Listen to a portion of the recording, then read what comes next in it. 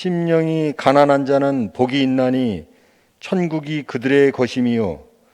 애통하는 자는 복이 있나니 그들이 위로를 받을 것이며, 온유한 자는 복이 있나니 그들이 땅을 기업으로 받을 것이며, 의에 줄이고 목마른 자는 복이 있나니 그들이 배부를 것이며, 긍휼히 여기는 자는 복이 있나니 그들이 긍휼히 여김을 받을 것이며, 마음이 청결한 자는 복이 있나니 그들이 하나님을 볼 것이며, 화평하게 하는 자는 복이 있나니 그들이 하나님의 아들이라 일컬음을 받을 것이며. 아멘. 주일 새벽에 좀 쉬고도 싶고 편안하고 싶은 시간이지만 하나님의 교회가 뜻을 정하여 기도하는 기간이기에 오늘 아침에도 사모하는 마음으로, 주님 사랑하는 마음으로 새벽길을 가르며 하나님의 성전으로 달려나오게 하셨사오니 감사합니다. 나오게 하셨사오니 은혜를 허락하여 주옵소서. 주님의 사랑이 느껴지고 주님의 은혜가 경험되고 주님이 얼마나 우리를 기뻐하시나 영적으로 경험되게 도와주셔서 나를 사랑하시는 주님, 내가 사랑합니다, 우리의 고백이 될 수 있도록 인도하여 주옵소서. 무엇보다 이번에 우리 기도하는 사람 되어지기를 원합니다. 무릎 꿇는 사람 되어지기를 원합니다. 기도응답의 비밀을 알고 기도응답의 기쁨을 알게 하셔서 신앙생활이 풍성하고 신앙생활이 아름다운 삶을 살아가는 하나님의 사람들 될 수 있도록 도와주옵소서. 예배의 감격과 예배의 기쁨을 아는 하나님의 사람들 되어지기를 원합니다. 예배가 은혜롭고 주신 말씀이 감격하고 말씀이 은혜가 되고 찬송이 기쁨이 되고 기도 들으실 주님의 사랑을 생각할 때 감격이 되게 하셔서 두 손 들어 하나님을 찬송하게 하시고, 하나님 기도가 습관이 되고 찬송이 습관이 되고 예배하는 것이 습관이 거룩한 습관이 되게 도와주셔서 정말 주님 앞에 영광이 되는 삶을 살아갈 수 있도록 주께서 인도하여 주옵소서. 교회를 위해 깨어 기도하게 도와주시고 자녀를 위해 깨어 기도하게 하시고 하나님 세대를 품고 기도하는 저희와 저희들이 다 될 수 있도록 주님 축복하여 주옵소서. 이 새벽도 주님 사랑 감사하여서 감사의 제목들과 함께 귀한 힘을 드렸습니다. 주님을 사랑하기에 귀한 물질의 일부를 구별하여 주님 앞에 드리는 그 마음이 얼마나 귀합니까? 하나님 받으시옵소서. 그 마음, 그 정성, 그 주님을 사랑하는 마음 받아주시고 주님이 책임지시는 인생이 되게 하시고 주님이 길을 인도하시는 아름다운 인생이 될 수 있도록 성령님 축복하여 주옵소서. 오늘도 말씀 듣고 기도하고 찬양할 때 우리의 마음의 문이 열리게 하시고 주님 앞에 한 걸음 가까이 나가게 하시며 주님이 원하시는 사람이 어떤 사람인지 깨닫게 하셔서 한 걸음 신앙과 믿음이 성숙할 수 있도록 주님 축복하여 주옵소서. 예수님의 이름으로 기도하옵나이다. 아멘. 옆에 분들 인사하실까요? 집사님은 자, 인사하기가 좀 그렇지만 괜찮아요. 마스크 쓰셨죠? 집사님은 복이 있으십니다. 할렐루야. 이 새벽 주일 새벽에 나오신 게 복이잖아요. 오늘은 화평케 하는 사람. 유엔 본부 뒤편에 가면 무리가 그 칼을 쳐서 보습을 만들고 창을 쳐서 낫을 만들 것이라고 하는 미가서 4장 3절의 말씀이 새겨져 있다고 이제 그럽니다. 전쟁이 없는 세상이 되었으면 좋겠다, 그런 뜻이겠죠. 그래서 전쟁이 없는 세상이 되고 이 세상에서 우리가 다 사라지게 된다면 세상이 여러분 얼마나 살기가 좋은 세상이 되겠습니까? 그러나 인류 역사를 보면 하루도 전쟁이 끊였던 날이 없었다고 그러지 않습니까? 지금도 세계 여러 곳에서 인종 간에 혹은 이대 오로기의 문제로 인하여서 갈등과 반목이 지속이 되고 있습니다. 그래서 인간들에게 평화라고 하는 것이 얼마나 어려운 것인가라고 하는 것을 알 수 있는 대목인 것입니다. 그래서 오늘은 예수님께서 말씀하신 그리스도인들이 가져야 될 8가지 성품 중에서 7번째 성품, 오늘 내일 이틀 동안 묵상하면서 좀 은혜를 나누려고 이제 합니다. 화평케 하는 자는 복이 있나니, 그 다음에 뭐예요? 화평케 하는 자는 복이 있나니 저희가 하나님의 아들이라 일컬음을 받을 것이다. 여러분, 화평케 하는 자가 얼마나 큰 복이면 하나님의 아들이라 일컬음을 받을 것이다, 그렇게 말씀을 하셨겠습니까? 먼저 화평케 하는 자가 받을 복에 관해서 묵상하기 전에 이 말씀 가운데 담겨져 있는 선 이해를 우리가 좀 할 필요가 있어요. 두 가지 선 이해를 할 필요가 있는데, 첫째는 예수님께서 복 있는 사람이라고 말씀하신 사람은 예수님께서 복 있는 사람이다, 하나님의 자녀 일컬음을 받을 것이다, 이렇게 말씀하신 사람은 화평을 누리는 사람이 아니라는 거예요. 화평을 좋아하는 사람이 아니라는 거예요. 하나님의 자녀라고 일컬음을 받을 사람은 어떤 사람이냐? 화평케 하는 사람, 다시 말하면 화평을 만드는 사람이라는 것입니다. 여러분, 모두가 평안을 원하고 그래서 편안하셨습니까? 우리 만날 때 인사하잖아요. 참 평안이 있으면 행복하고 좋아요. 그것을 누리고 좋아하는 사람만이 아니라 화평을 누리는 사람만이 아니라 화평을 만들어가는 사람, 이런 사람을 하나님의 백성이다, 일컬어 줄 것이라고 하는 것입니다. 사람들을 보면 참 트러블 메이커가 있어요. 그 사람이 가는 곳마다 분쟁이 일어나고 싸움이 있고, 평안했던 곳에도 굉장히 시끄러운 모임이 되고 그래요. 어떤 사람은 분쟁이 있고 싸움이 있다가도 그 사람만 있으면 잠잠해지는 사람이 있어요. 어떤 사람이십니까? 어떤 삶을 사셨습니까? 성경은, 우리 주님은 분명하게 말씀해요. 화평을 좋아하는 사람, 화평을 누리는 사람이 아니라 화평을 만들어가는 사람을 내 자녀라 일컬을 것이다. 두 번째, 이 복, 하나님의 자녀라 일컬음을 받을 것이란 미래 시제로 되어 있다는 것입니다. 화평하게 하는 자는 복이 있나니 저희가 하나님의 아들이라 일컬음을 받을 것이다. 오늘 그렇게 일컬음 받지 못할 수도 있다는 거죠. 화평케 하는 사람들이 보기에 유약해 보일 수도 있고 나약해 보일 수도 있고 그럴 수 있다는 거죠. 우리가 이번에도 이삭에 관해서 한번 말씀을 나누었지만은, 이삭이 우물을 빼앗길 때 그들과 내 권리를 주장하고 싸울 수 있었어요. 우물을 양보하고 떠나는 그 모습이 얼마나 초라해 보이고 얼마나 나약해 보고 얼마나 바보 같아 보여요. 그렇잖아요. 그들과 싸웠으면 화평이 이루어지지 않았을 것이란 말이죠. 그 내 권리 주장하지 않냐고 포기하고 떠나는 그 이삭의 모습이 얼마나 바보 같았습니까? 그런데 옮길 때마다 우물이 터지고 결국 하나님께서 이삭에게 복을 주셔서, 여러분, 100배나 되는 복을 얻었고 왕성하고 창대해지는 복을 하나님이 주지 않습니까? 그뿐 아니잖아요. 그래서 이제 부활세바에 올라 살게 되는데, 이 우물을 빼앗았던 엘리멜렉이라고 하는 사람하고 아비멜렉이라고 하는 사람이 비골과 아우삿이 와요. 깜짝 놀랐을 거예요. 또 우물을 빼앗고 또 싸우려고 오는 줄 알고. 어떻게 왔느냐 그랬더니 제가 말씀드렸잖아요. 그들이 하는 이야기가 뭐예요? 너는 하나님께 은혜를 입은 자다, 하나님께 복을 받은 자다. 우리가 너와 화친을 취하러 왔다. 내가 잘 되는 모습을 보니까 너와 화친을 취하면 우리까지 잘 될 것이다. 그래서 화친을 취하러 왔다. 또 이삭이 잔치를 베풀고 그들에게 음식을 베풀고 그들을 돌려보내지 않습니까? 하나님의 사람, 하나님의 자녀라 일컬음을 받을 사람 어떤 사람이냐? 화평을 누리는 사람이야, 화평을 만드는 사람인데, 지금 바보처럼 취급당하고 어렵게 취급을 당할 수 있지만, 모자란다고 그렇게 빈정될 수도 있지만은 결국 하나님의 자녀라고 하는 일컬음을 받을 것이라고 하는 미래 시제로 되어 있다는 것입니다. 여러분, 화평을 만들어가는 하나님의 사람들 되실 수 있기를 주님의 이름으로 축원합니다. 그럼 화평이라고 하는 말이 무엇인가? 화평이라고 하는 말은 평화라고 하는 말과 같은 뜻입니다. 우리가 흔히 말하는 샬롬, 뭐라고요? 샬롬이라고 하는 것과 같은 뜻입니다. 화평, 평강, 평화 다 같은 말이라고 이야기할 수가 있어요.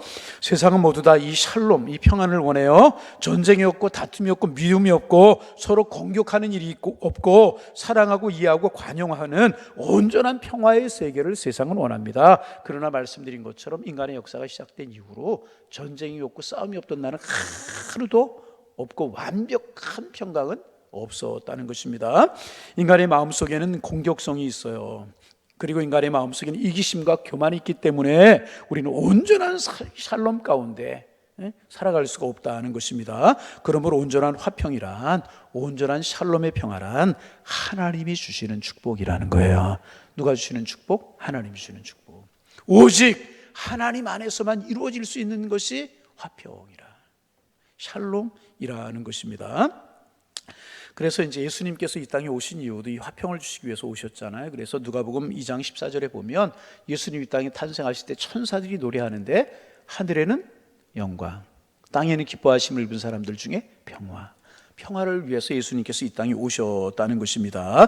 그러므로 예수님을 나의 주로 고백하는 하나님의 사람들은 그 예수님처럼 화평을 만들어가는, 예수님 안에서, 하나님 안에서 화평을 만들어가는 사람이 되어야 된다는 것입니다.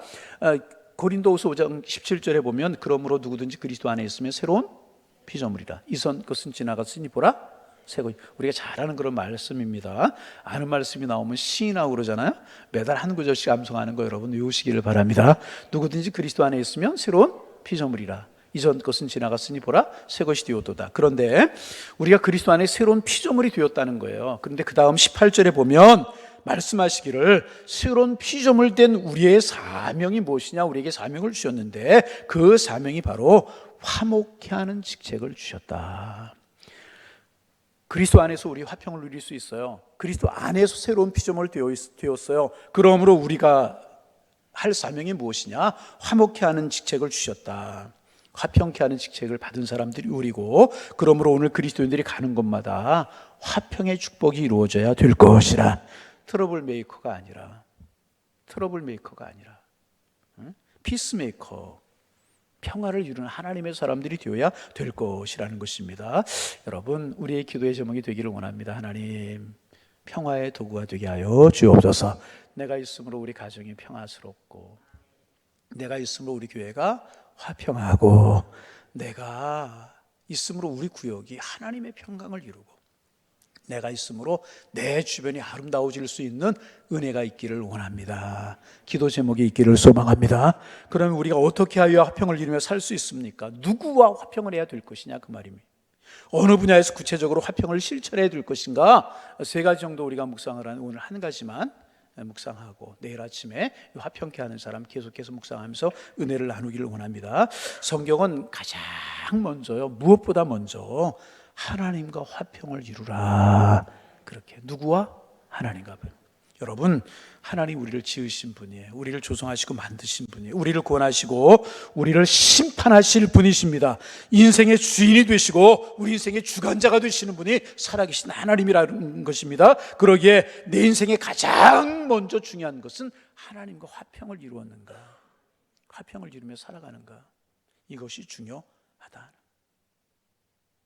우리는 어리석은 사람들은 하나님과 화평을 도외시하고 사람들과만 잘 지내려고 그래요.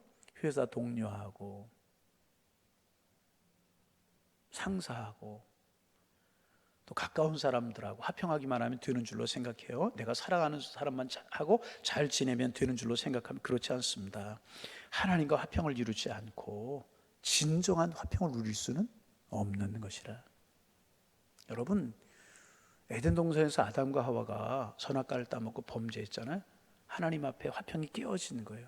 그 다음부터 나타나는 결과가 무엇입니까? 불안한 거예요. 수치를 아는 거예요. 뭐가 나 목표로 자기를 가리고 가인이 아벨을 쳐 죽이는 일이 생기고 화평이 깨어지고 만 것이란, 하나님과 화평을 누리는 게 가장 중요한, 여러분, 하나님과 진정 화평을 누리며 살아가실 수 있기를, 힘쓰실 수 있기를 주님의 이름으로 축복합니다. 그런데 하나님과 우리 사이에 화평을 가로막는 일이 있다는 것입니다. 지금 아담과 하와를 말씀드렸지만 하나님과 아담과 사이에 화평을 깨놓는 일이 무엇이었습니까? 선악과를 따먹고 범죄한 것이었다는 것입니다. 죄가 하나님과 우리 사이를 떼어놓게 만들었다, 화평이 깨지게 만들었다는 것입니다. 우리의 죄로 인하여 거룩한 하나님 앞으로 나가지 못하게 만들었다는 것입니다. 우리의 죄가 하나님과 우리의 사이 담을 쌓아서 하나님과 우리 사이를 점점 멀어지게 만드는, 모든 사람이 죄를 범하였음에 하나님의 영광이 이르지 못했다. 하나님과 우리 사이에 죄가 큰 담이 되었다는 것입니다. 그런데 여러분, 하나님과 우리 사이에 있는 이 화평을 깨는 죄의 담을 무너뜨리신 분이 계십니다. 누구십니까? 우리 구주 예수님이십니다. 그래서 에베소 2장 13절에 그 사실을 이렇게 말씀하고 있어요. 전에는 멀리 있던 너희가 그리스도 예수 안에서, 누구 안에서? 하나님과 멀어졌던 너희가 그리스도 예수 안에서 예수의 피로 가까워졌느니라. 그는 우리의 화평이신지라. 둘로 하나를 만드사 중간에 막힌 담을 허셨다.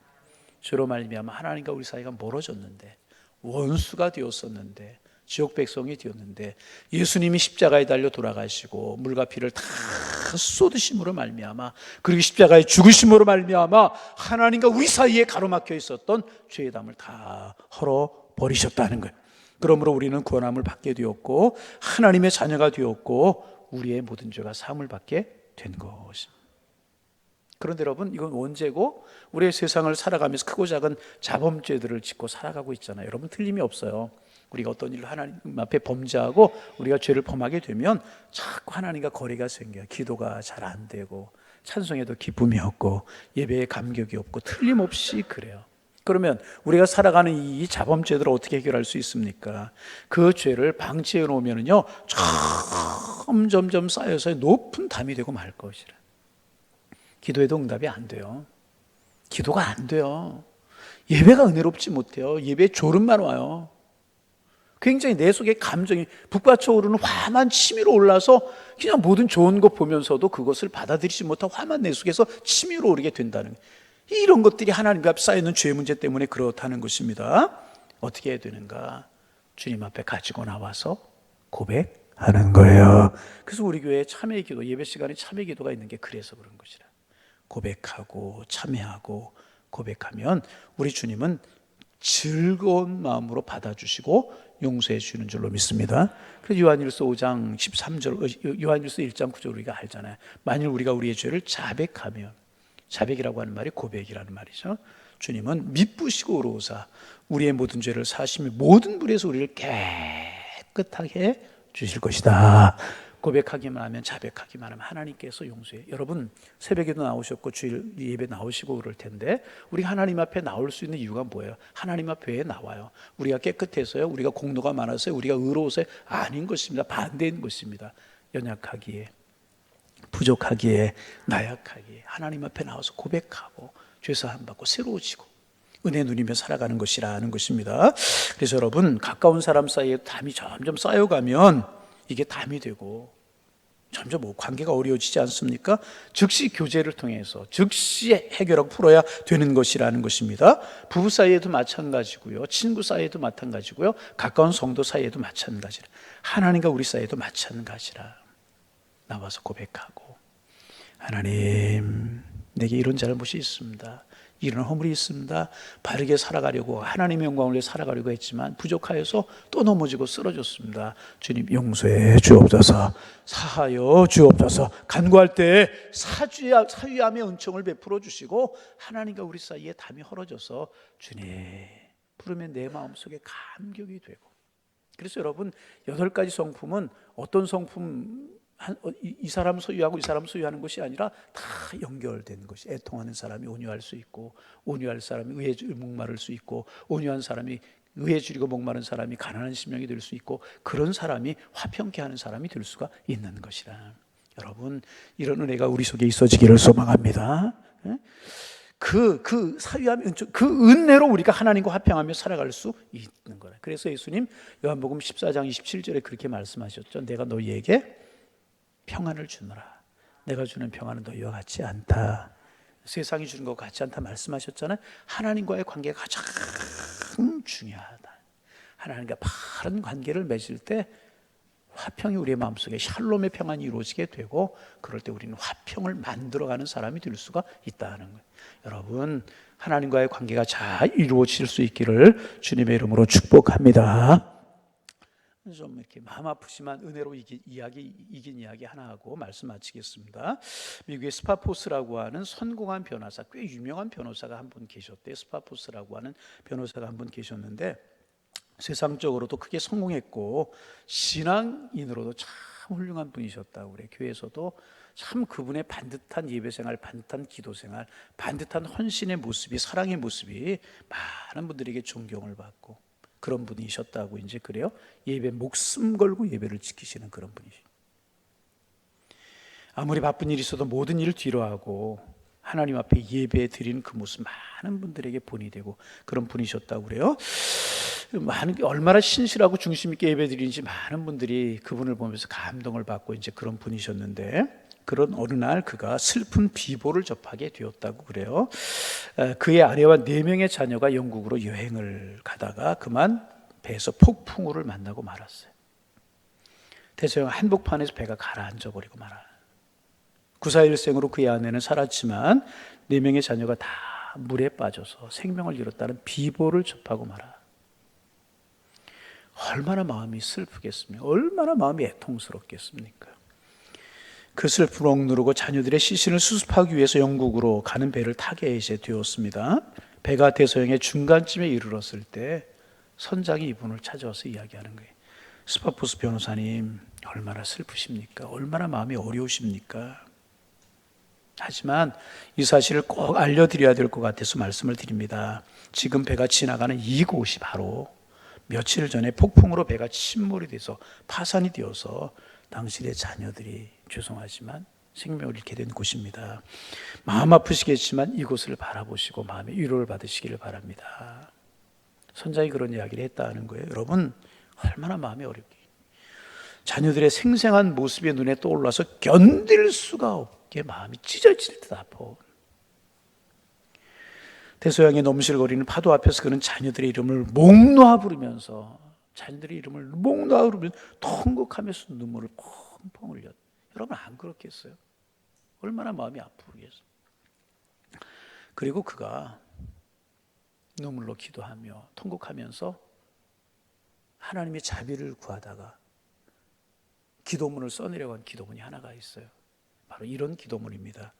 내 평생 가는 길 순탄하여 늘 잔잔한 강 같든지 큰 풍파로 어렵든지 나의 영혼 늘 편하다. 내 영혼 편하네. 저 마귀는 우리를 삼키려고 입 벌리고 달려와도 주 예수는 우리의 대장되니 끝내 싸워 이기리라. 내 지은 죄 주홍빛 같더라도 주 예수께 닿으려면 그 십자가 피로서 다 씻으사 흰 눈보다 더 정하겠네. 저 공중에 구름이 일어나며 큰 나팔이 울려날 때 주 오셔 세상을 심판해도 나의 영혼은 겁 없겠네. 내 영혼 편하네. 우리가 가지고 있는 찬송가 413장이지 않습니까? 여러분 마음이 얼마나 아프고 힘들겠어요. 그 마음에 평강이 있는 것이겠어요?